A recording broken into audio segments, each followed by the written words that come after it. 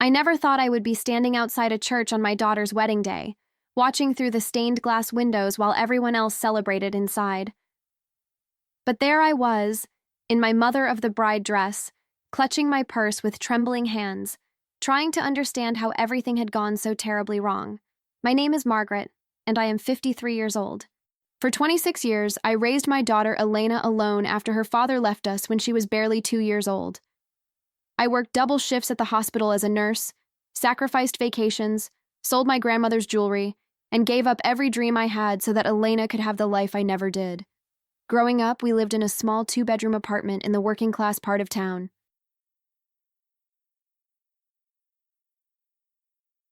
The walls were thin, the heating was unreliable, and sometimes I had to choose between buying groceries and paying the electric bill. But I made sure Elena never felt poor. I sewed her Halloween costumes by hand, baked her birthday cakes from scratch, and read her bedtime stories every night no matter how exhausted I was from my 12-hour shifts. Elena was my everything. When she smiled, my whole world lit up. When she cried, I cried with her. I remember the night she had her first heartbreak at 15. I held her in my arms until 3 a.m, whispering that everything would be okay, that she was worthy of love, that someday the right person would come along and see her the way I saw her, as the most precious gift in the world. I sacrificed my own chance at love for her. There were men over the years who showed interest in me, but I always put Elena first. I was terrified of bringing someone into our lives who might hurt her, who might not love her the way she deserved to be loved. So I stayed single, poured all my love into my daughter, and convinced myself that it was enough. When Elena got into college, I was so proud I could barely breathe. She was the first person in our family to attend university. I took out a second mortgage on our apartment to pay her tuition because I refused to let her start her adult life buried in debt. She studied business, graduated with honors, and landed a job at a prestigious marketing firm downtown. That's where she met Daniel.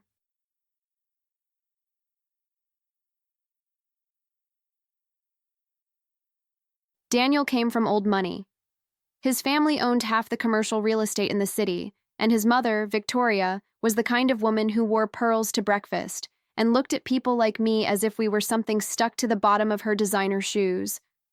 The first time I met her, she shook my hand like she was afraid of catching something. Victoria, so you're a nurse. How practical. I smiled politely and tried not to notice the way she wrinkled her nose at my department store dress. Margaret, yes, I've been a nurse for almost 30 years. It's hard work, but rewarding. Victoria, I'm sure it is. Daniel tells me you raised Elena alone. No father in the picture? The question was loaded with judgment, and I felt my cheeks burn. Margaret, her father left when she was young. I did my best. Victoria, well, single mothers certainly have their challenges. Elena had been standing beside me, and I watched her face fall. I expected her to defend me, to say something about how hard I had worked, how much I had sacrificed. Instead, she just changed the subject.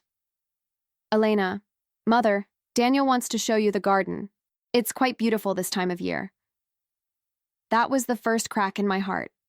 Over the next 2 years, I watched my daughter transform into someone I barely recognized. The girl who used to call me every day now barely returned my texts. The young woman who had once thanked me tearfully for everything I had done now seemed embarrassed by my existence.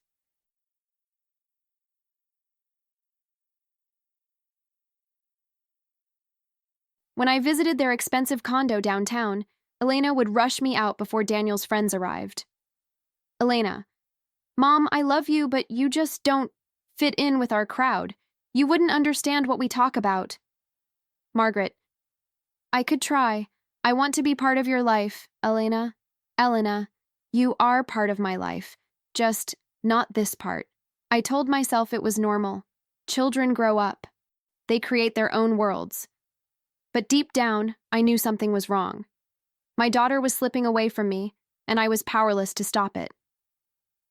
There was one particular incident that still haunts me to this day. It was Thanksgiving, about a year after Elena started dating Daniel. I had spent 2 days preparing the meal, cooking all of Elena's favorite dishes from her childhood. homemade stuffing with sage and cranberries, the sweet potato casserole she used to beg me to make, the pumpkin pie with real whipped cream that took me 3 attempts to get right when she was 7 years old. I set the table with my grandmother's china, the set I had been saving for a special occasion for decades.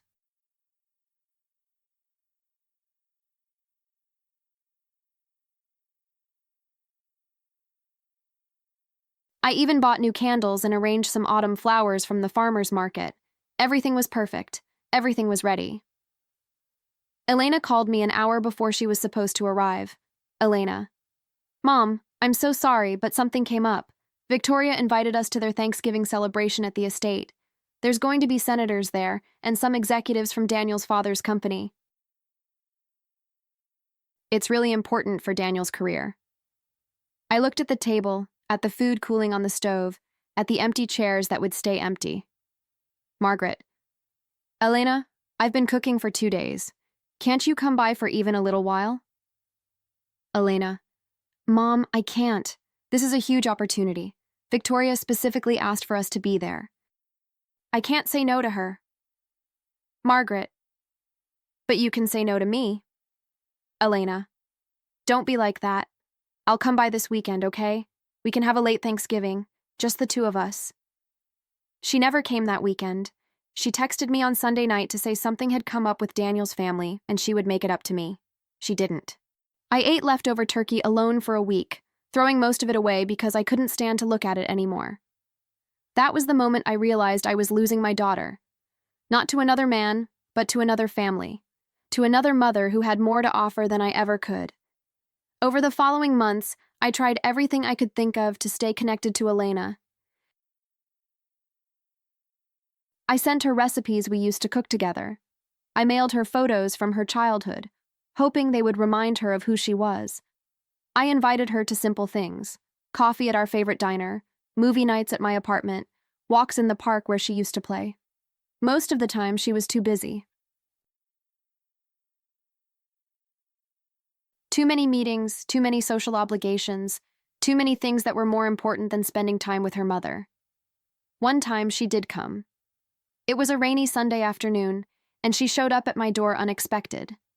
For a moment, I thought my old Elena had come back. She looked tired, her makeup smudged, her designer clothes wrinkled.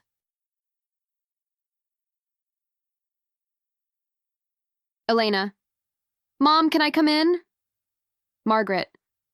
Of course, sweetheart. Always. She sat on my old couch, the one she used to do her homework on, and she started crying. Deep, heaving sobs that shook her whole body. Margaret. Elena, what happened? What's wrong? Elena. I don't know who I am anymore, Mom. I look in the mirror and I don't recognize myself. I say things I don't mean. I do things that make me feel sick. And I can't stop. I can't stop because if I stop, they'll see that I don't belong. They'll see that I'm just a girl from a tiny apartment who doesn't know which fork to use at a fancy dinner. I held her while she cried, stroking her hair, murmuring comfort. This was my daughter. This was the real Elena, the one buried beneath all the designer clothes and the country club manners. Margaret, you don't have to be anyone other than who you are, sweetheart. The people who really love you will love you for you. Elena. But what if who I am isn't good enough? What if Daniel wakes up one day and realizes he made a mistake?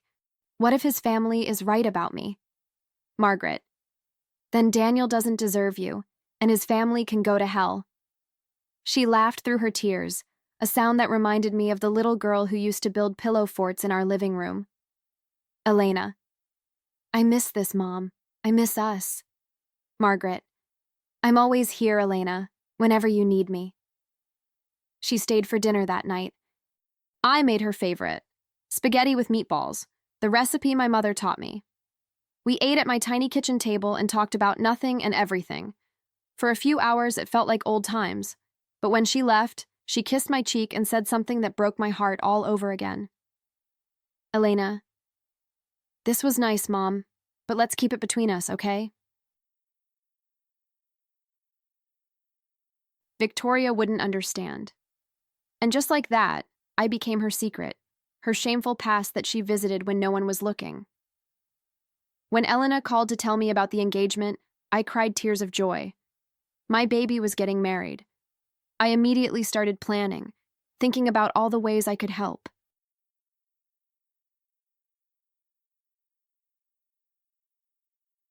I had saved a little money over the years, a modest amount I had set aside for this exact moment. Margaret. Sweetheart, I would love to help with the wedding. I know it won't be much, but I have some savings. Elena. Mom, that's sweet, but Victoria is handling everything. She's already hired the best wedding planner in the city. The wedding is going to be at the Harrington estate. 500 guests, A-list everything. Margaret. Oh, well, maybe I can help with the invitations or the flowers. I remember when you were little, you always said you wanted daisies at your wedding. Elena laughed, but it wasn't a warm laugh. Elena. Mom, we're not having daisies. We're having imported orchids from Thailand. Victoria has very specific tastes. Margaret. I see. Well, what about the rehearsal dinner? I could... Elena. Victoria is hosting that too, at the country club. Mom, I appreciate the offer, but honestly, it's easier if you just show up and enjoy the day. Let Victoria handle the details. I felt something cold settle in my chest. Margaret. What about the mother-daughter traditions? Picking out your dress together? The something old, something new? Elena. Victoria is taking me to Paris for the dress, and she's lending me her grandmother's tiara for something old. It's a family heirloom, worth more than your apartment, probably. She said it casually, like she wasn't twisting a knife in my heart. Margaret. Elena, I'm your mother. I should be part of this. Elena. You are part of it, Mom. You're on the guest list. On the guest list. Like I was just another name among 500, not the woman who had given her life, who had rocked her through fevers and held her hand on her first day of school, who had worked herself to the bone so she could have opportunities I never had. The months leading up to the wedding were a blur of small humiliations. Victoria sent me a dress code for the ceremony, specific colors that were acceptable, specific designers that were preferred. When I mentioned I couldn't afford a Dior gown, Elena suggested I look for something appropriate at a department store, but to make sure it doesn't look cheap. I spent 3 weeks searching for a dress for the wedding.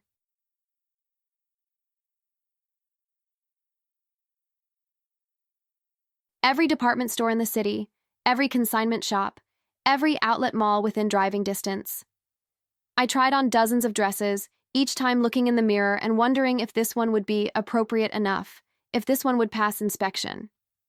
My coworker Linda came with me one Saturday. She had been my friend for 15 years, and she knew everything that was happening with Elena. Linda. Margaret, you look beautiful in that one. It brings out your eyes. Margaret. But is it too simple? Victoria said specific designers were preferred. Linda. Victoria can stuff her preferences. This is your daughter's wedding, and you should wear whatever makes you feel good. Margaret. It's not that simple, Linda. If I show up looking wrong, it will embarrass Elena. She's already so worried about me fitting in. Linda looked at me with sad eyes. Linda. When did your daughter become someone who's embarrassed by her own mother? I didn't have an answer for that. I just kept searching. I finally found a beautiful navy blue gown on sale at a boutique that was going out of business. It wasn't designer, but it fit well and made me feel elegant. The saleswoman, a kind older lady named Ruth, told me I looked like a movie star. Ruth, your daughter is going to be so proud to have you there. I smiled and thanked her, but inside I wondered if that was true. I even got my hair and makeup done professionally for the first time in years. The night before the wedding, I laid the dress out on my bed and looked at it for a long time. I thought about all the other important days in Elena's life and what I had worn to each of them. The faded sundress at her kindergarten graduation, the secondhand blouse at her middle school band concert, the uniform I came straight from work in for her high school awards ceremony because I couldn't get the time off. This was the nicest dress I had ever owned.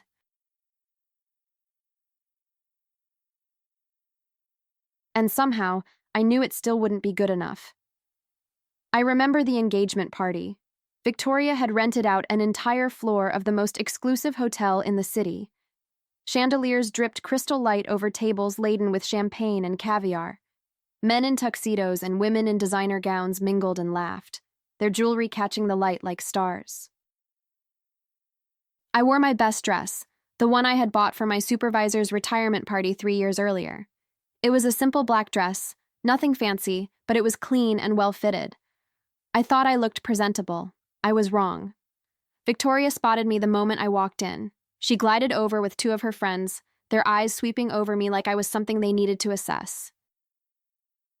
Victoria: Margaret, how unexpected. I didn't think you would come. Margaret: Elena invited me. She's my daughter. Victoria: Of course she did. Sweet girl, always thinking of others. One of her friends leaned in, her voice dripping with false concern. Friend: Is that dress vintage, dear? It has such a classic look. The other friend laughed behind her hand. Other friend: Classic? Yes. That's one word for it. I felt my face burn with shame. I wanted to disappear into the floor, to run away and never come back. But I stayed. I stayed because Elena was there, somewhere in the crowd, and I wanted her to know I supported her. When I finally found her, she was surrounded by Daniel's friends, laughing at something one of them had said. She looked so beautiful, so happy. I didn't want to interrupt, but she saw me approaching and her face changed. Just for a moment, something flickered in her eyes. Embarrassment, shame. Elena: Mom, you made it. Margaret: Of course I did, sweetheart. I wouldn't miss this for the world. Elena: Everyone, this is my mother, Margaret. She's a nurse. The way she said it, like my profession was an apology, broke something inside me. One of Daniel's friends nodded politely. Friend: A nurse. That's noble work. Margaret: Thank you. I've always loved helping people. There was an awkward silence. Then Elena grabbed my arm and pulled me aside. Elena: Mom, can you try to, I don't know, be less obvious? Margaret: Less obvious about what? Elena: About not fitting in. The way you're standing, the way you're looking at everyone, it's like you're announcing that you don't belong here. I felt like I had been slapped. Margaret: I'm just trying to be myself, Elena. Elena: Maybe don't be yourself tonight, okay? Just try to blend in. She walked away before I could respond, leaving me standing alone in a sea of wealth and privilege, wondering when my daughter had become a stranger. I spent 3 weeks searching for a dress for the wedding. I finally found a beautiful navy blue gown on sale. It wasn't designer, but it fit well and made me feel elegant. I even got my hair and makeup done professionally for the first time in years.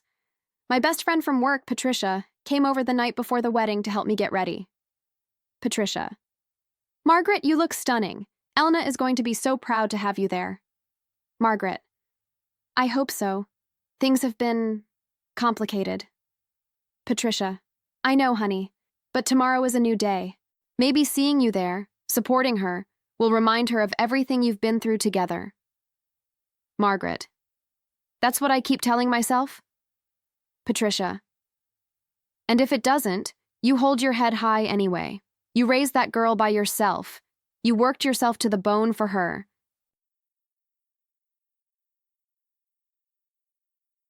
No one can take that away from you. I hugged her tight, grateful for her friendship, for someone who still saw me as worthy. Patricia: Now get some sleep. Tomorrow is going to be a big day. If only I had known how big. The morning of the wedding, I arrived at the Harrington estate feeling nervous, but hopeful. Maybe this would be the day Elena and I reconnected. Maybe seeing me there, supporting her, would remind her of everything we had been through together. The estate was breathtaking. Rolling green lawns, fountains, roses climbing up trellises. There were hundreds of chairs set up in perfect rows, all draped in white silk. At the end of the aisle stood an arch covered in those imported Thai orchids Elena had mentioned. Servants in crisp uniforms scurried about, arranging flowers, adjusting chairs, making sure every detail was perfect. I paused at the entrance, taking it all in. This was where my daughter was getting married. This fairy tale setting, this world of wealth and beauty that I had never known. Part of me felt proud that Elena had made it here, had achieved something I never could. But another part, a part I tried to ignore, felt the distance between us growing with every step I took. I made my way toward the bridal suite, wanting to see my daughter before the ceremony. I had brought her something, my grandmother's locket, the one piece of jewelry I had never sold, no matter how desperate things got. Inside was a tiny photo of me holding Elena the day she was born. I thought it could be her something old, since Victoria had apparently claimed that role with her tiara. The locket had been in my family for 4 generations. My great-grandmother had received it as a wedding gift from her husband, a factory worker who had saved for 2 years to buy it. She passed it to my grandmother, who passed it to my mother, who gave it to me on my wedding day. It wasn't worth much in terms of money, but it was priceless in terms of history, in terms of love. I had planned to give it to Elena when she got engaged, but the moment never seemed right. Victoria was always there, always in control, always making me feel like anything I had to offer was inferior.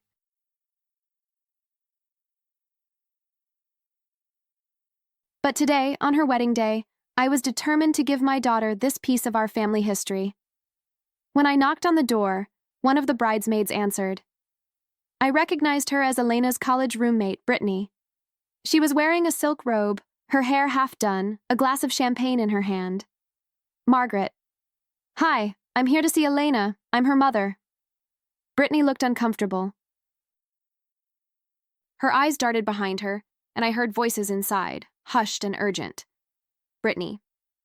Oh, Mrs. Walsh, let me check. She closed the door, and I heard muffled voices inside.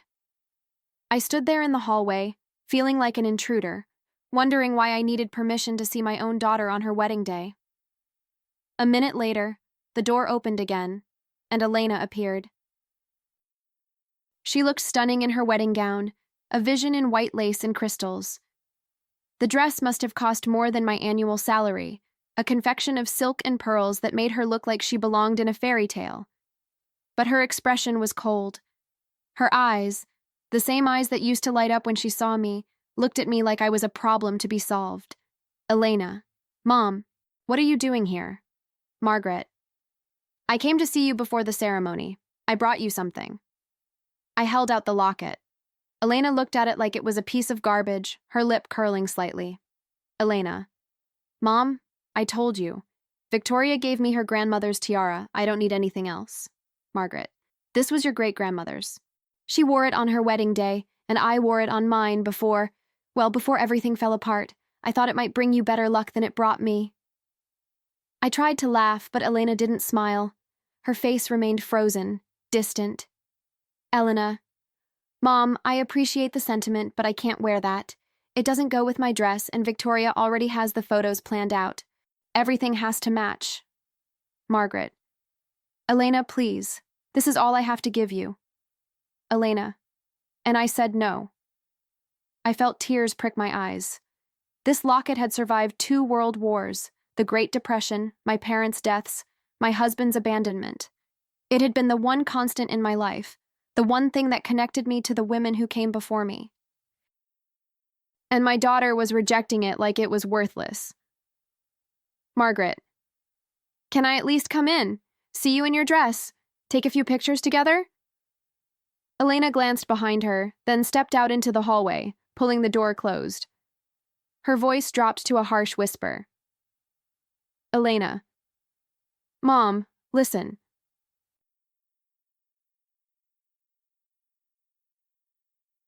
I need to talk to you about something. Margaret. What is it? Elena. Victoria thinks it would be better if you sat in the back during the ceremony. She's arranged special seating for family, but she feels that having you in the front row might complicate things. Margaret. Complicate things? I'm your mother. Elena. I know, but Victoria is basically my mother now too. She's done so much for this wedding, for me and Daniel. She's the one who should be in the front. You understand, right? I did not understand. I would never understand. Margaret. Elena, I gave up everything for you. I sacrificed my whole life so you could have a better one. And now you're telling me I can't even sit in the front row at your wedding? Elena's face hardened. I saw something in her eyes that I had never seen before. Contempt. Elena. See, this is exactly why Victoria wanted me to talk to you. You always have to make everything about yourself, about what you sacrificed, about what you gave up. Can't you just be happy for me for once? Margaret. I am happy for you.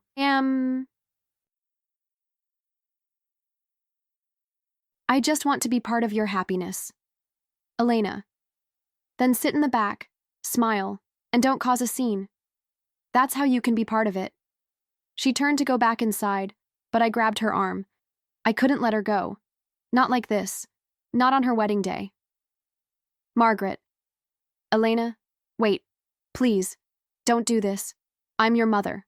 Elena pulled her arm away, and something in her eyes went dark, cold, final. Elena. You know what, Mom?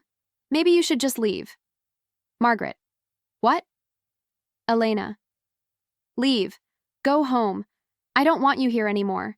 You're going to ruin everything with your guilt trips and your sad eyes and your constant need for attention. This is my day, and I won't let you make it about you. I stood there, frozen, unable to believe what I was hearing. My daughter, my baby, the little girl I had given everything for, was telling me to leave her wedding. Margaret. Elena, you can't mean that. Elena. I mean it. Security will show you out. Don't make this harder than it has to be. She went back inside and closed the door. The click of the latch was like a gunshot, final and devastating. A moment later, 2 men in suits appeared, their faces professionally blank. Security guard. Ma'am, we need to escort you off the property. Margaret. But I'm the mother of the bride. There must be some mistake. Security guard. We have our orders, ma'am. Please come with us. I wanted to fight. I wanted to scream, to pound on the door, to demand that my daughter see me. But what would that accomplish? Making a scene would only prove Victoria right, would only give Elena another reason to be ashamed of me. So I walked. I walked past the arriving guests, past the fountains and the roses and the perfect white chairs. I walked past the servants who averted their eyes, past the wedding planner who whispered into her headset. I walked through the iron gates, and I heard them clang shut behind me. And then I was outside, standing on the street in my navy blue dress, clutching my grandmother's locket, watching through the bars as my daughter prepared to marry a man whose family had taught her to be ashamed of where she came from. I didn't go home. I couldn't.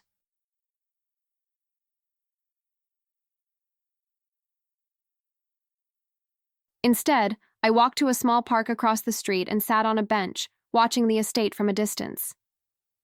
I could see the guests gathering, hear the faint sound of music drifting across the manicured lawns. I watched as limousines arrived, as elegantly dressed people made their way toward the ceremony. I thought about everything I had done wrong. Had I pushed too hard? Had I not pushed hard enough? Had I made Elena feel guilty for succeeding, for building a life different from the one we had shared? I replayed every conversation, every moment, trying to find where it had all gone wrong. I thought about Elena as a baby, how she used to grip my finger with her tiny hand, how her eyes would follow me around the room like I was the most important thing in her world. I thought about her first steps, how she had stumbled toward me with such determination, how I had caught her before she fell and swung her up into my arms while she laughed with pure joy. I thought about the nights she was sick, how I would sit beside her bed and stroke her hair and sing her lullabies until she fell asleep.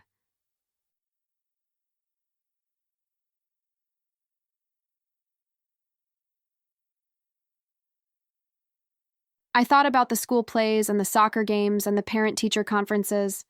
I thought about the homework I helped her with, the tears I dried, the dreams I encouraged. Where had that little girl gone? When had she stopped seeing me as her hero and started seeing me as her shame? A woman walking her dog stopped when she saw me crying.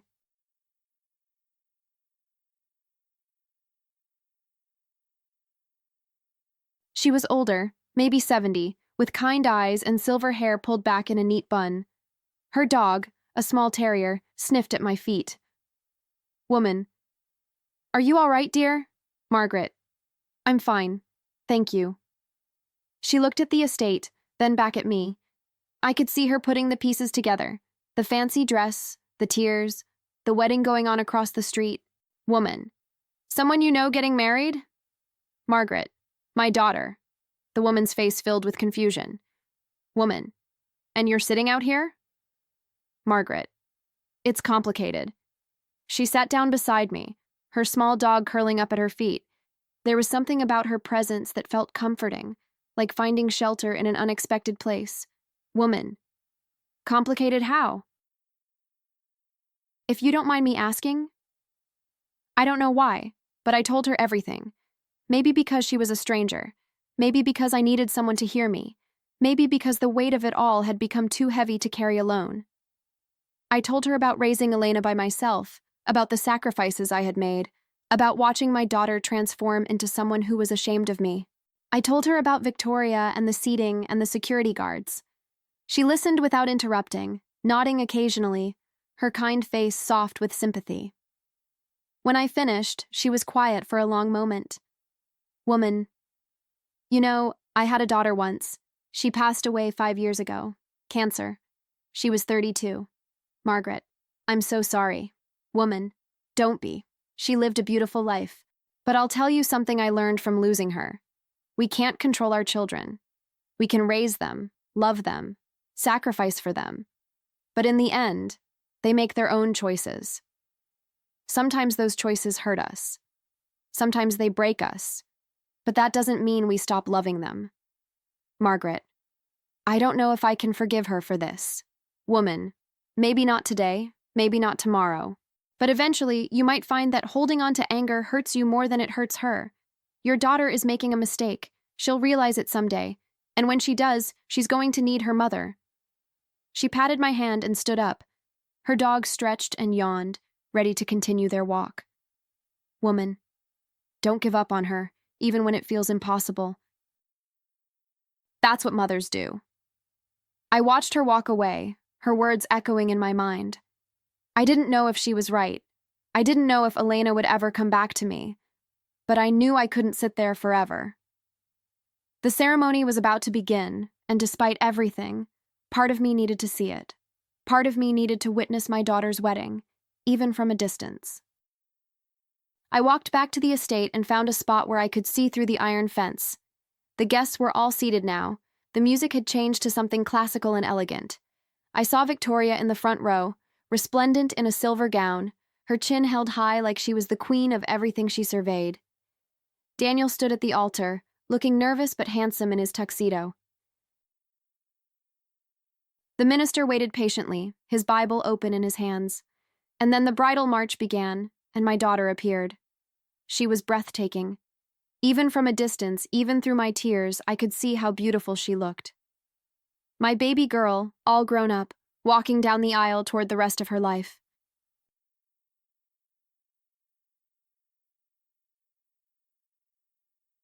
The dress flowed behind her like a river of silk, the crystals catching the sunlight and scattering it like diamonds.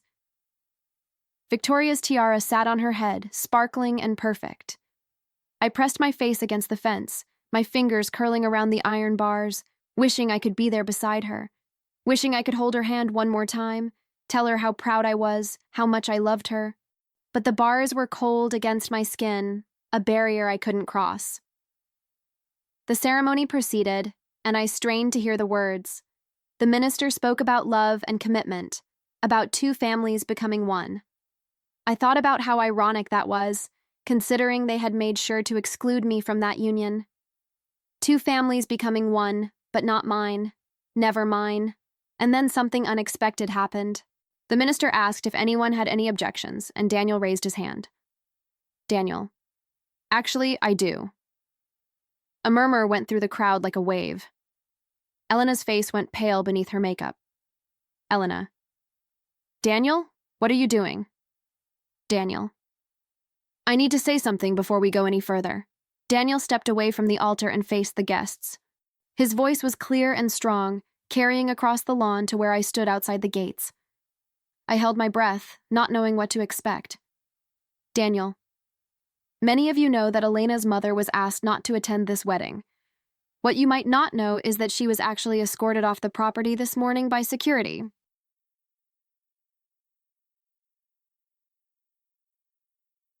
Her own daughter's wedding, and she was thrown out like she was nobody. The murmuring grew louder. Victoria's face turned red, her composure cracking for the first time I had ever seen. Victoria. Daniel, this is hardly the time. Daniel. Mother, please, let me finish. He turned back to the crowd, and I saw him look toward the gates. For a moment, I thought he was looking directly at me. His eyes seemed to find mine through the bars, and something passed between us. Understanding, determination. Daniel. I met Margaret Walsh exactly 3 times before today. The first time, I saw my mother treat her like she was beneath us, like her profession as a nurse somehow made her less valuable as a human being.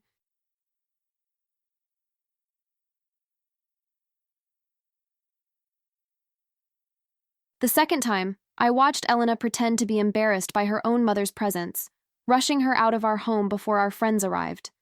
The third time, I heard Elena tell her mother that she couldn't afford to dress appropriately for our engagement party, that she needed to try harder to fit in. Elena. Daniel, stop. You're embarrassing me. Daniel. Good. Because you should be embarrassed. But not by your mother, by yourself. He walked toward Elena and took her hands. His voice softened, but it still carried across the lawn. Daniel. Elena, I love you. I have loved you since the moment I met you. But the woman I fell in love with was proud of where she came from. She used to tell me stories about growing up in that tiny apartment, about how her mother would sew her costumes and bake her cakes and work double shifts just to keep food on the table. She told me her mother was her hero. She told me that everything she had accomplished was because of the sacrifices her mother made. Elena's eyes were filling with tears, her perfect makeup starting to run. Daniel, what happened to that woman? When did you start being ashamed of the person who gave you everything? When did my mother's opinions become more important than your own mother's love? Elena. Daniel, you don't understand. Your family is so different from mine. I just wanted to fit in. I wanted to be good enough for you. Daniel. You were always good enough. You were more than good enough. But somewhere along the way, you convinced yourself that being good enough meant erasing where you came from. And that's not the woman I want to marry. Victoria stood up, her voice sharp as glass. Victoria. Daniel, this is absurd. That woman doesn't belong here. She's not our kind of people. Daniel turned to his mother with an expression I had never seen before. Cold, determined, disappointed. Daniel. And what kind of people are we, Mother? The kind who judge people by their bank accounts.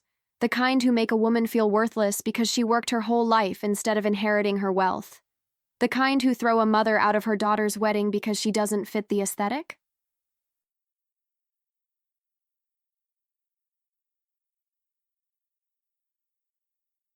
If that's our kind of people, then I'm ashamed to be part of this family.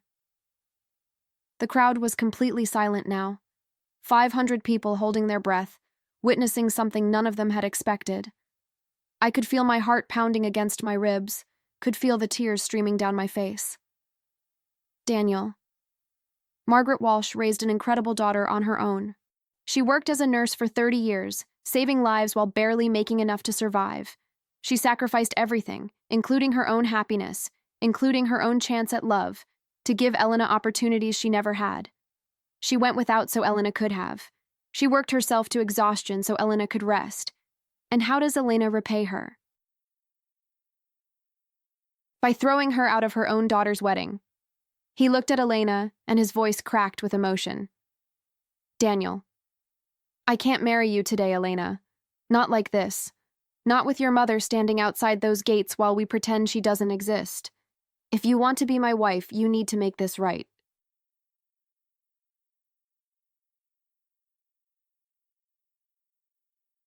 You need to remember who you really are. Elena was sobbing now, her makeup running in dark streams down her cheeks. Elena. Daniel, please, don't do this. I'm sorry. I'll fix it. Daniel. Don't apologize to me. Apologize to her. He pointed toward the gates, and suddenly 500 pairs of eyes were looking in my direction. I wanted to disappear into the ground, wanted the earth to open up and swallow me whole. But I couldn't move. I was frozen, my face pressed against the iron bars, tears streaming down my cheeks. Elena looked at me, and for a moment, I saw my little girl again, the one who used to crawl into my bed during thunderstorms because she was scared of the thunder. The one who told me I was the best mommy in the whole world. The one who made me a macaroni necklace for Mother's Day and cried when the glue didn't hold. The one I thought I had lost forever. Elena. Mom. Her voice broke on the word, and she started running.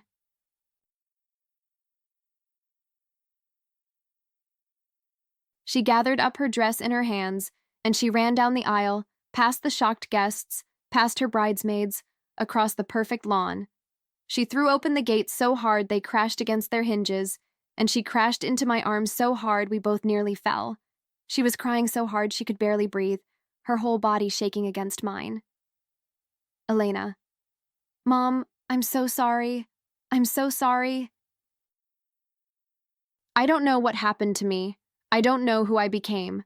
Please forgive me. Please. I held her tight, stroking her hair the way I used to when she was small, and I felt something crack open inside me. All the hurt, all the anger, all the pain of the past few years came flooding out, and underneath it all was love. So much love.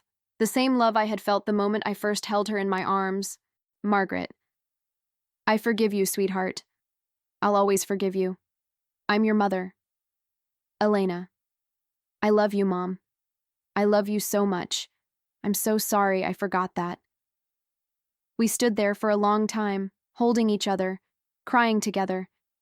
The guests began to murmur, and I could see Victoria storming toward the house, her face twisted with fury, but none of that mattered. My daughter was in my arms, and she was finally coming home. Eventually, Daniel joined us at the gates. He looked at me with kind eyes, his tuxedo slightly rumpled from the emotion of the moment. Daniel. Mrs. Walsh, I owe you an apology. I should have said something sooner. I should have stopped this before it got so out of hand. Margaret, you said something today. That took courage. Standing up in front of all those people, in front of your mother, that couldn't have been easy. Daniel. Elena is the love of my life, but I refuse to start our marriage on a foundation of shame and exclusion. Family is family, no matter what my mother thinks. And your family now. You always were. I looked at this young man, really looked at him, and I felt a warmth spread through my chest. He wasn't what I had expected. He wasn't arrogant or dismissive like his mother. He was kind. He was brave. He loved my daughter enough to risk everything for her. Margaret. You're a good man, Daniel. My daughter is lucky to have you. Daniel. I'm the lucky one, and I promise you, I will never let anyone make you feel unwelcome again. Not my mother, not anyone. Elena pulled back from our embrace, her face blotchy and tear-stained, but somehow more beautiful than ever. Her wedding dress was wrinkled now, smudged with my tears and the dust from the ground. Victoria's tiara sat crooked on her head. She looked nothing like the perfect bride from an hour ago. She looked real. She looked like my daughter. Elena. Mom, I want you at my wedding. I want you in the front row. I want you to give me away. I want everyone to know that I'm proud to be your daughter. I smiled through my tears. Margaret. What about Victoria? What about her plans? Elena. Victoria can take her plans and her country club and her imported orchids and shove them. We both laughed, the tension breaking like a fever. It felt so good to laugh with her again, to share a moment of connection that had been missing for so long. Daniel. We can postpone the ceremony. Do it right this time. Include everyone who matters. Elena shook her head firmly. Elena. No, I don't want to wait. I want to marry you today, right now.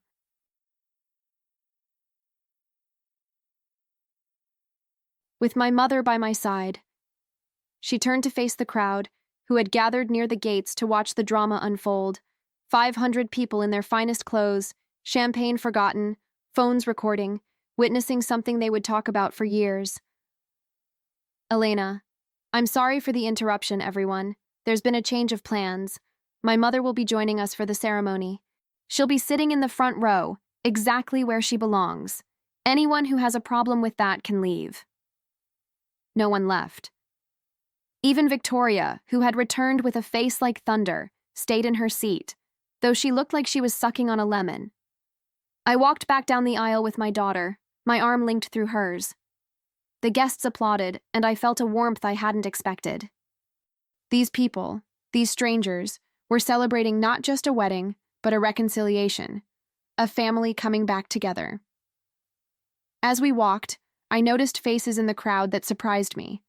Some of Victoria's friends, the same women who had mocked my dress at the engagement party, were wiping tears from their eyes.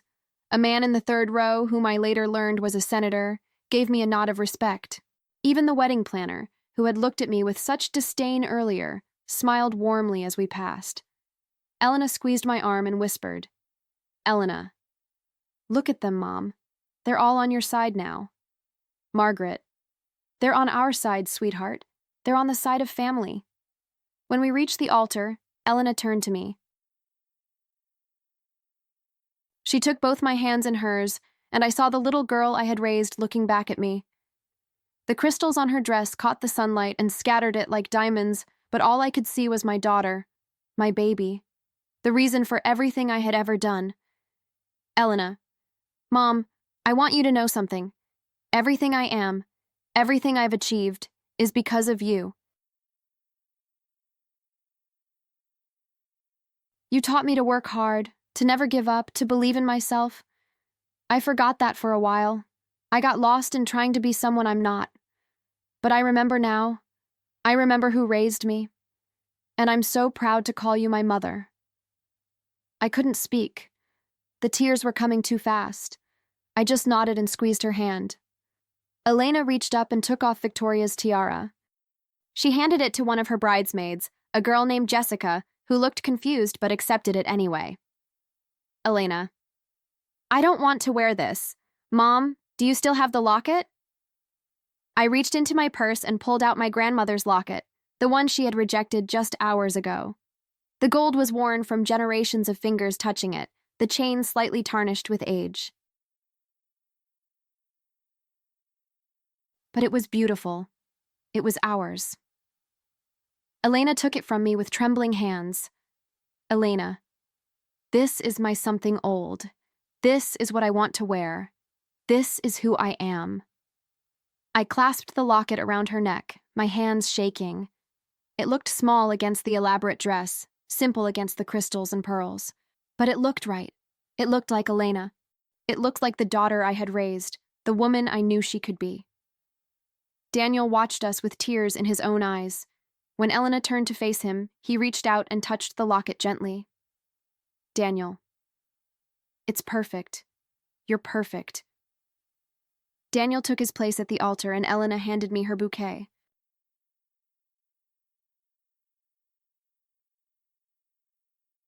It was heavier than I expected, filled with those expensive Thai orchids, but I held it like it weighed nothing at all.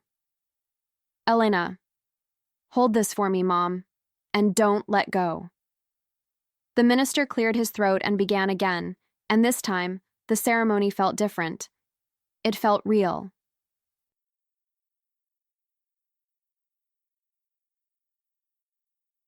It felt like two people making promises to each other because they meant them, not because they were performing for an audience. The vows Daniel and Elena wrote for each other were beautiful. Daniel spoke about how Elena had changed him, had made him question everything he thought he knew about what mattered in life. Daniel, Elena, before I met you, I thought success was measured in zeros, in bank accounts and business deals and social status.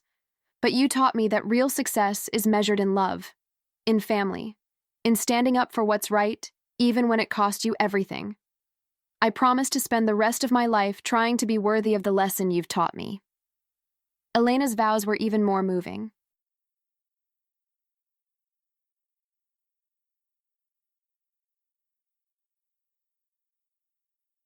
Elena. Daniel, I almost lost myself trying to become someone I thought you wanted. But you saw through all of that. You saw the real me, the girl from the tiny apartment, the daughter of a nurse who worked double shifts, and you loved her anyway. More than that, you showed me that she was worth loving. I promised to never forget her again. I promised to be proud of where I came from for the rest of my life. When they said I do, I felt my heart swell with joy. When they exchanged rings, I watched those simple gold bands slide onto their fingers and thought about all the rings in Victoria's collection, all the diamonds and emeralds and rubies. None of them meant as much as these plain gold circles. And when they kissed as husband and wife, I was right there in the front row, tears streaming down my face, holding my daughter's bouquet like it was the most precious thing in the world. After the ceremony, there was a reception. I expected awkwardness, expected to be shunned by Victoria's high society friends. I expected whispers and judgment and cold shoulders. But something remarkable happened instead. Person after person came up to me, introducing themselves, shaking my hand, telling me how moved they had been by what happened. Women my age with kind eyes and designer dresses, men who ran companies and sat on boards, young people who had gone to school with Elena, all of them wanting to tell me something.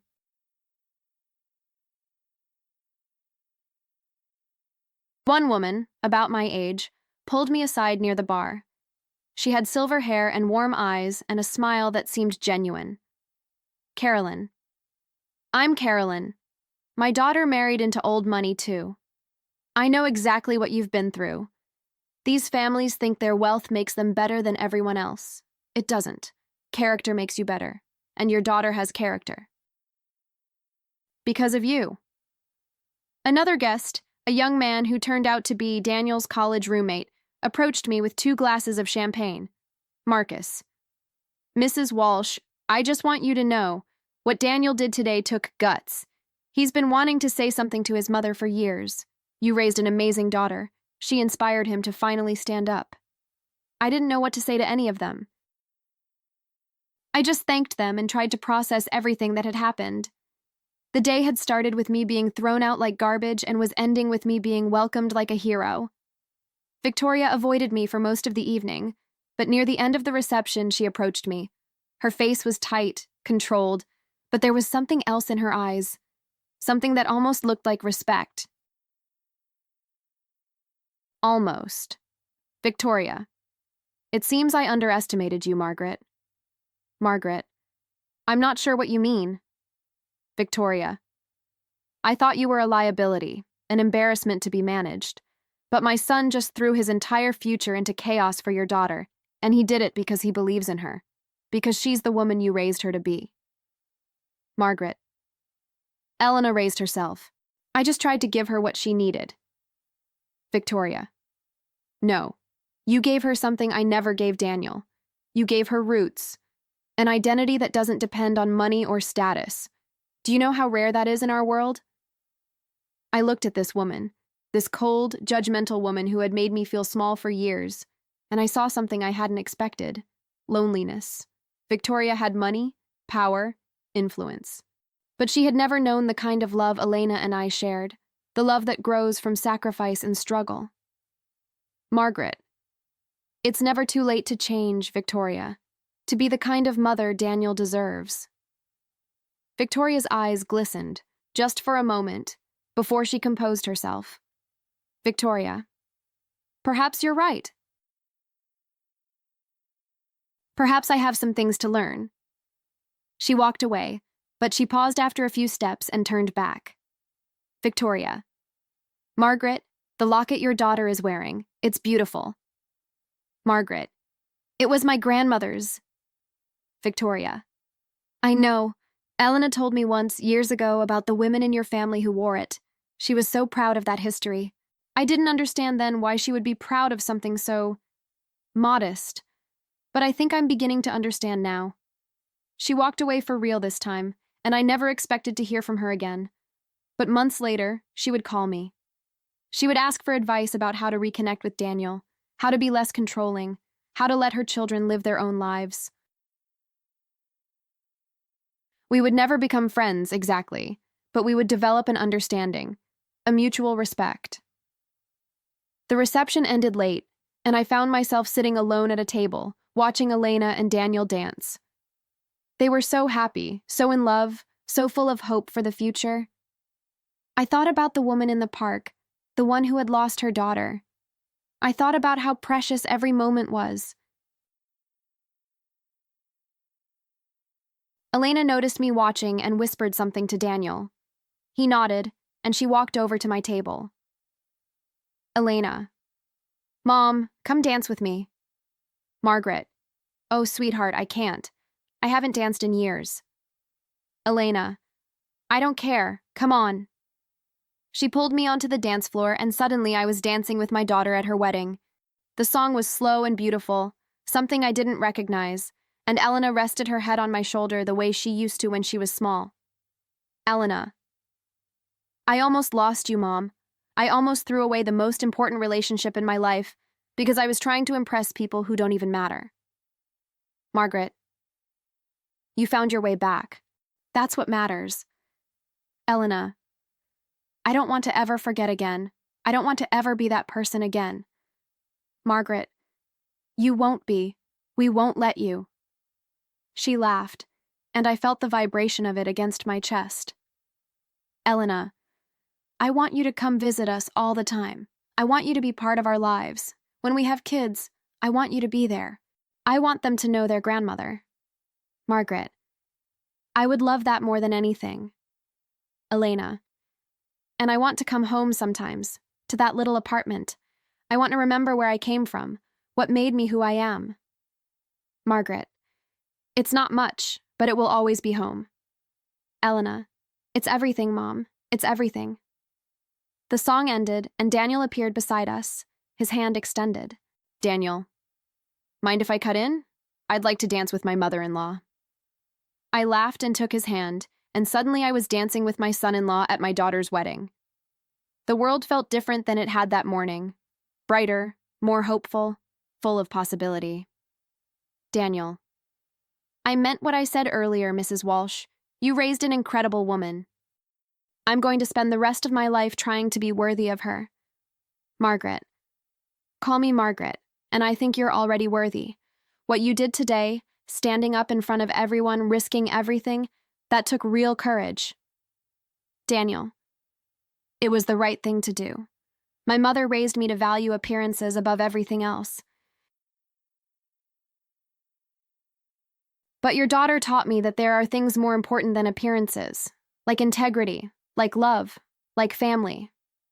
Margaret. She gets that from her father, actually. Daniel looked surprised. Daniel. I thought her father left when she was young. Margaret. He did, but before he left, he taught her one valuable lesson. He taught her what it looks like when someone chooses the easy path over the right path.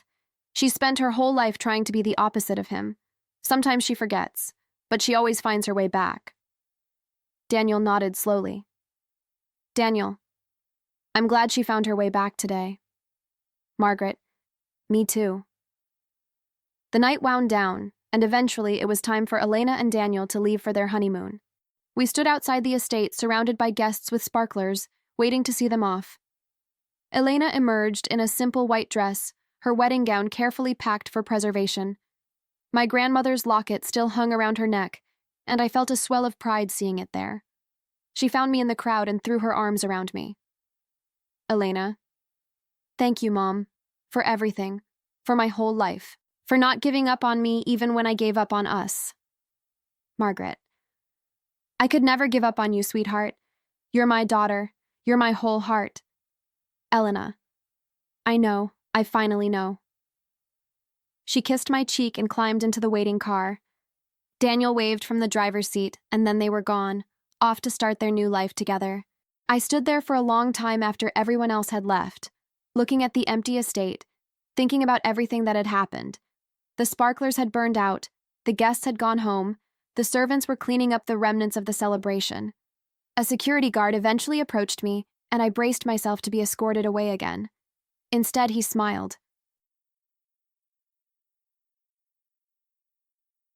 Guard. Beautiful wedding, wasn't it, ma'am? Margaret. It was, eventually. Guard. My sister told me what happened. The whole story. I just want you to know, you're a good mother. My mother raised me alone, too. I know what that takes. I thanked him and walked back to the park where I had sat that morning. The bench was still there, empty in the moonlight. I sat down and looked up at the stars, thinking about the woman with the dog, about her daughter who had passed away, about how fragile and precious every moment was. I pulled out my phone and saw 17 missed calls from Elena. She had been trying to reach me all morning, even before I arrived at the estate. There were voicemails too, each one more frantic than the last. I listened to them, one by one. First voicemail. Mom, it's me. Victoria is being impossible about the seating chart. I'm trying to fix it. I'm so sorry. Please don't hate me. Second voicemail. Mom, please pick up. I told Victoria you're sitting in the front row and I don't care what she thinks. She's threatening to pull the funding, but Daniel said he'll pay for everything himself if he has to. I love you, Mom. Please call me back. Third voicemail. Mom, where are you? Brittany said you came by the suite, but I was in the bathroom. I didn't tell them to send you away, I swear. Victoria must have given the order. I'm so sorry. Please call me. Fourth voicemail. Mom, I just found out what happened. I'm going to kill Victoria. I'm so sorry. I never wanted this. Please come back. Please. I sat there in the dark, tears rolling down my cheeks, realizing that I had misunderstood so much. Elena had been fighting for me the whole time, even when I thought she was pushing me away. The conversation at the door, the coldness, that had been her overwhelmed and confused and being manipulated by Victoria. I called her back. Margaret. Elena? Elena. Mom. Oh my God, I've been trying to reach you all day. Are you okay? Margaret. I just listened to your voicemails. Elena. Mom, I'm so sorry. I didn't know Victoria had given the security guards orders to remove you. I thought you left on your own. By the time I found out what really happened, you were already gone. Margaret. What about what you said? About me leaving? Elena was quiet for a moment. Elena. I was overwhelmed. Victoria was in my ear telling me you were going to ruin everything, and I just snapped. It was the worst moment of my life. I didn't mean it, Mom. I've never meant anything less in my entire life. Margaret. I know, sweetheart. I know. Elena. When Daniel stood up and said what he said, I wanted to die. Not because he embarrassed me, but because he was right. I had become exactly the kind of person I always promised myself I would never become. And you were the one who paid the price. Margaret. But you came back. You ran down that aisle and you held me. That's what I'm going to remember. Elena. I love you, Mom. I love you more than I've ever loved anyone except Daniel. I'm never going to forget that again. I promise. Margaret. I love you too, sweetheart. Now go enjoy your honeymoon. We'll talk when you get back. Elena. Actually, that's why I was calling. Daniel and I talked and we want you to come with us. Margaret. What? Elena. To Paris. For a week. Daniel already changed the tickets. We want you there, Mom. We want to make up for lost time. I couldn't believe what I was hearing. Margaret. Elena, I can't intrude on your honeymoon. Elena. You're not intruding, we're inviting you. Please, Mom, say yes. I thought about the woman in the park, about how she had lost her daughter and would give anything to have her back. I thought about all the years Elena and I had lost, all the walls that had grown between us. I thought about how life was short and precious and full of unexpected second chances. Margaret. Yes, I'll come. Elena laughed, a sound of pure joy. Elena. We land in Paris tomorrow afternoon. I'll send you the details. Pack light, Mom.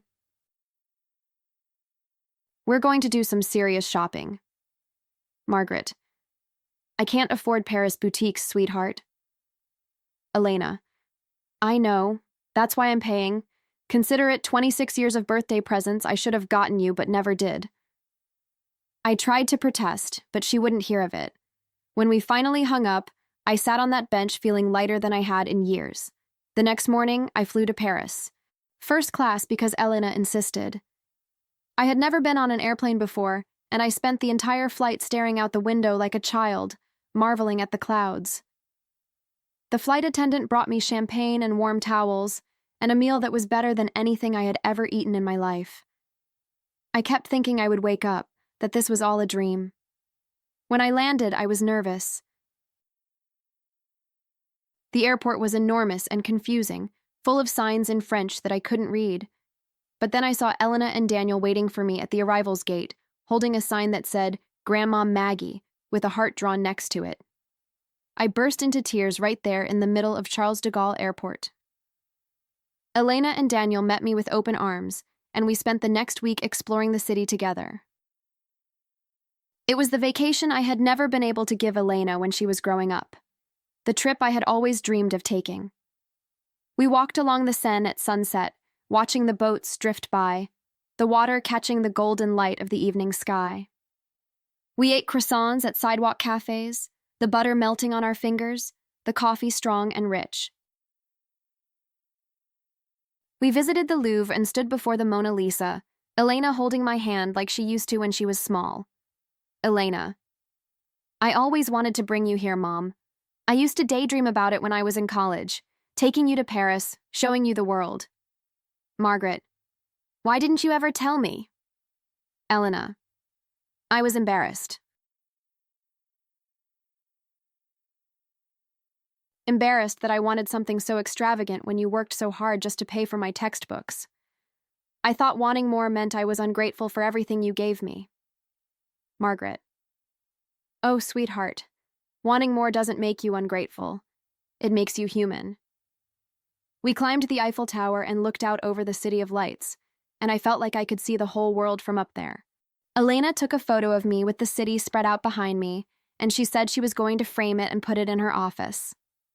Elena. I want everyone to know how proud I am of my mom. Daniel was wonderful throughout the trip. He never made me feel like I was intruding on their honeymoon.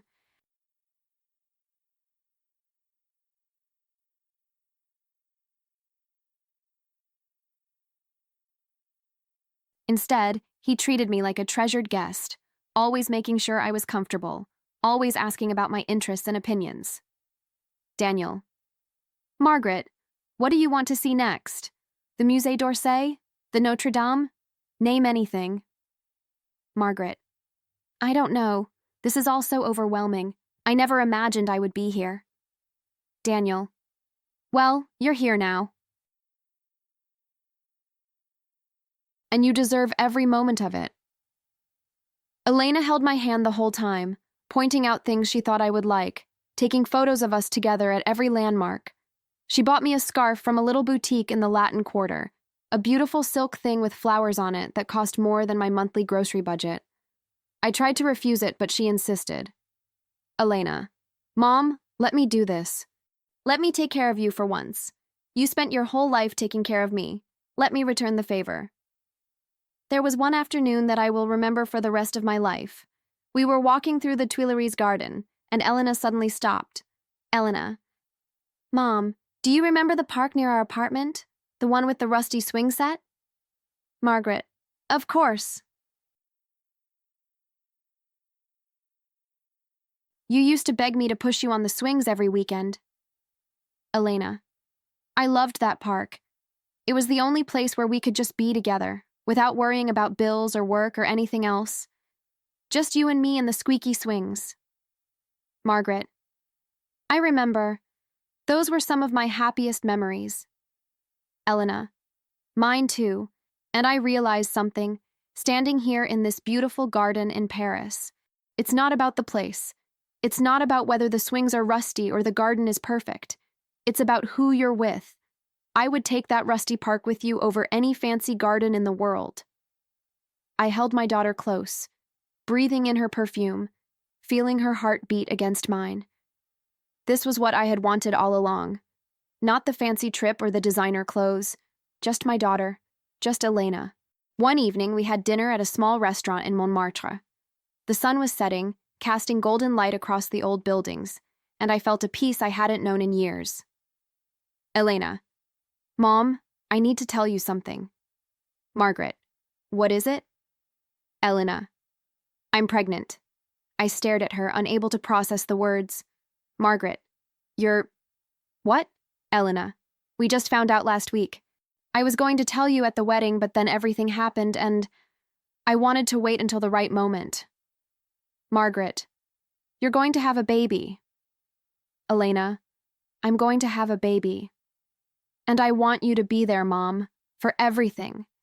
The appointments, the delivery, the first steps, the first words. I want our child to know their grandmother, to love you the way I should have loved you all along. I started crying again. Seemed like all I did these days was cry. But these were different tears, happy tears, grateful tears. Margaret. I would love that. I would love that more than anything in the world. Elena reached across the table and took my hand. Elena. I know I hurt you, Mom. I know these past few years have been hard. But I want you to know something. You're the best mother anyone could ever ask for.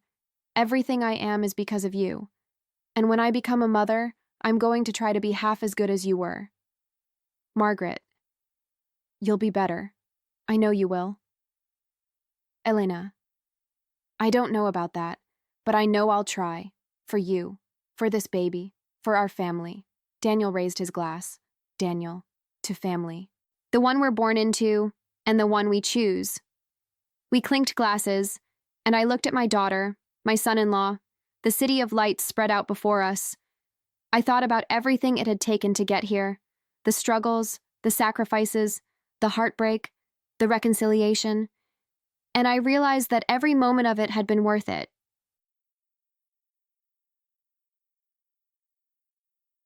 Because here I was, sitting in Paris with my daughter, about to become a grandmother. The little girl I had raised in that tiny apartment, the one I had sewed costumes for and baked cakes for and read stories to, was about to become a mother herself. And she wanted me there for all of it. 7 months later, I was there when my granddaughter was born. They named her Margaret Rose, after me, and when I held her for the first time, I felt the same overwhelming love I had felt 27 years earlier when Elena was born. This tiny person, this perfect combination of my daughter and her husband, was the embodiment of everything I had ever wanted. A family, a legacy, a reason for all those years of sacrifice. Elena. Mom, look at her. She has your eyes.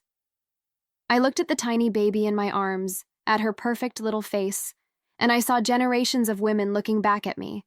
My grandmother, my mother, myself, Elna, and now little Margaret Rose. Margaret. She's perfect. Absolutely perfect. Daniel stood beside us, his face glowing with pride and exhaustion. Daniel. I want her to grow up knowing both her grandmothers. I want her to have the best of both worlds. Margaret. She will. She already does. Little Margaret grew up knowing both her grandmothers. She called Victoria Grandma Vicky and me Grandma Maggie.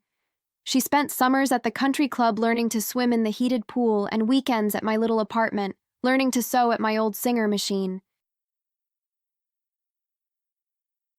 She was the best of both worlds, loved by everyone, limited by nothing. I taught her to bake cookies and sew buttons and make friendship bracelets. I read her the same bedtime stories I had read to Elena, the same stories my mother had read to me. Victoria taught her to play tennis and speak French and navigate the complex social world of the wealthy. Together, we gave her everything she needed. One day, when little Margaret was about 5 years old, she asked me a question that made my heart swell. Little Margaret, Grandma Maggie, why does Mommy always cry when she looks at your necklace? I touched the locket around my neck, the same locket Elena had worn at her wedding, the same locket her great-great-grandmother had worn nearly a century ago.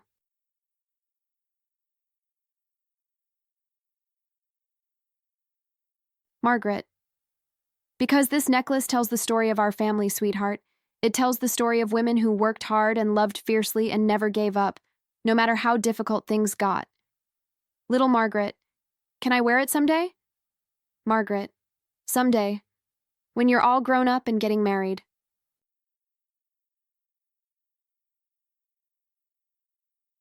Then it will be your turn to carry our family's story.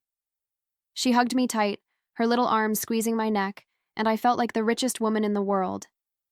Victoria and I developed an unexpected relationship over the years.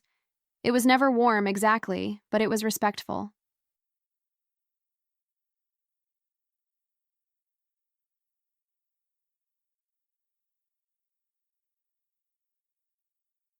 She would ask me for advice sometimes, about parenting, about letting go, about being the kind of mother her children needed, rather than the kind of mother she had always been. One afternoon, about 2 years after the wedding, Victoria invited me to tea at her estate. I was nervous, wondering what she wanted. When I arrived, she led me to a private sitting room and closed the door.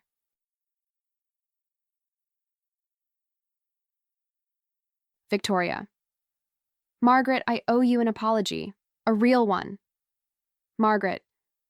Victoria, you don't have to. Victoria.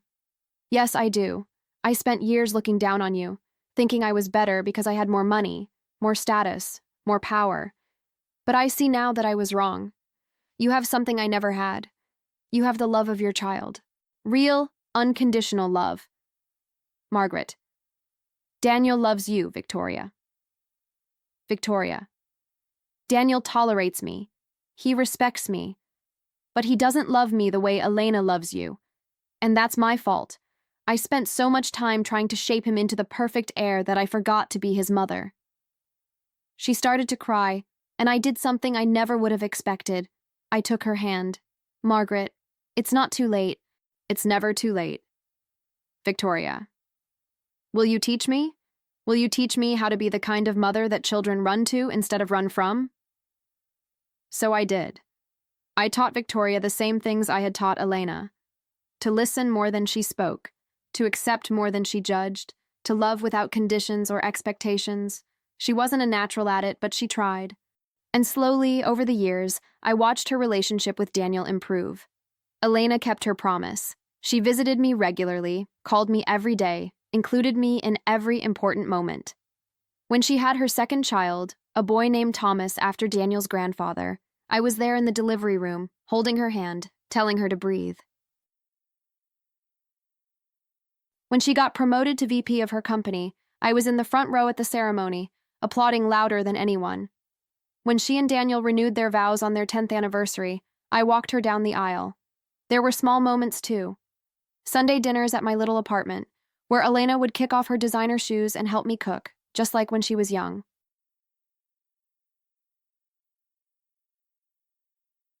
Birthday parties for the children in my tiny living room, with balloons taped to the walls and homemade cake on the table. Christmas mornings when everyone would crowd around my small tree, opening presents and drinking hot chocolate and being a family. These moments were the greatest treasures of my life. More valuable than any diamond Victoria owned, more precious than any amount of money.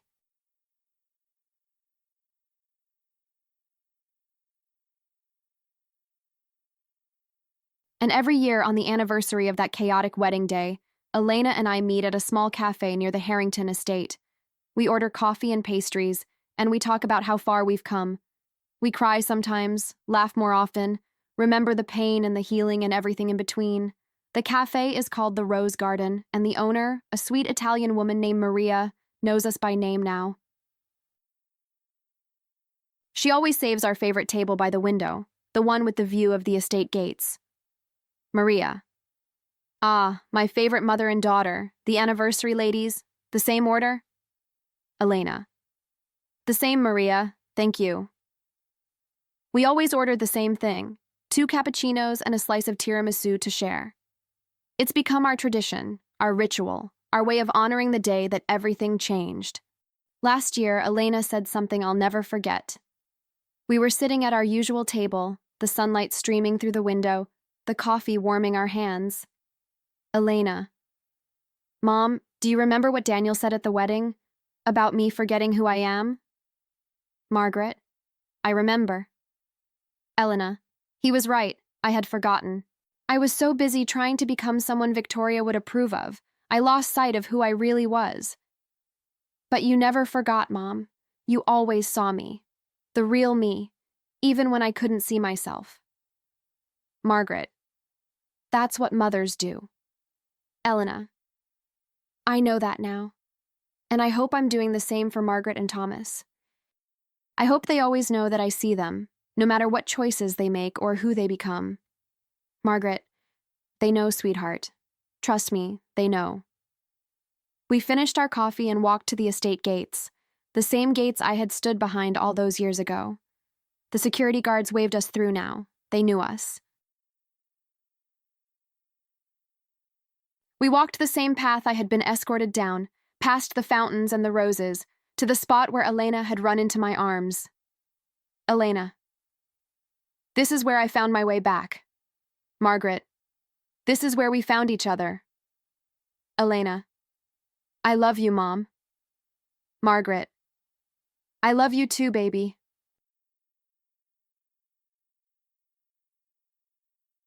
Forever and always. We stood there for a long time, mother and daughter, watching the sun set over the Harrington estate, and I thought about how different my life could have been. If Elena had never come to her senses, if Daniel had never stood up, if the woman in the park had never sat down beside me. But that's not how the story went.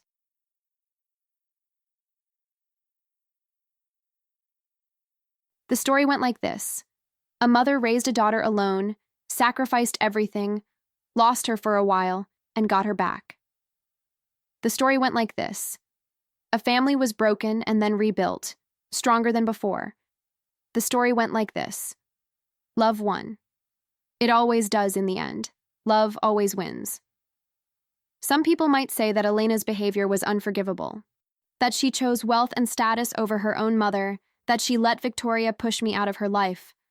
And they might be right. But here's what I learned from that day at the wedding. People can change.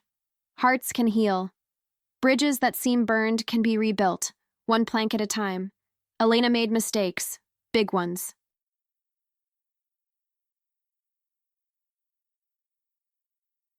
But she also had the courage to admit them, to stand in front of 500 people and say she was sorry, to run down that aisle and hold me like she never wanted to let go. That took something. That took character. That took the little girl I raised fighting her way back to the surface. I never blamed her, not really.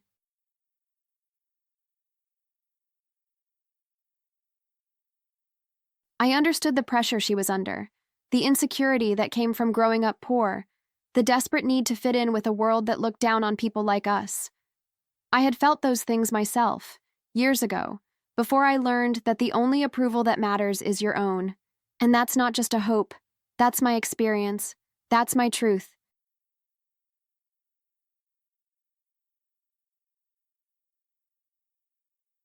That's the lesson I learned standing outside those iron gates on the worst day of my life, which somehow became the first day of the rest of my life.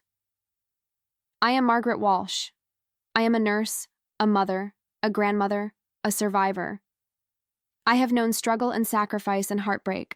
I have known rejection and reconciliation and redemption. And I have known love, the fierce, unconditional, unbreakable love of a mother for her child.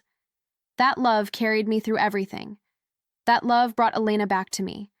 That love will sustain me until my last breath. And if anyone ever asks me about the day my daughter kicked me out of her wedding, I'll tell them this. It was the worst day of my life. And then, somehow, it became the best. Because that was the day I learned that no matter how far our children wander, no matter how lost they get, they can always find their way home. All they need is a mother waiting for them with open arms. And I'll be waiting, always, until the very end, because that's what mothers do. We wait, we hope, we love.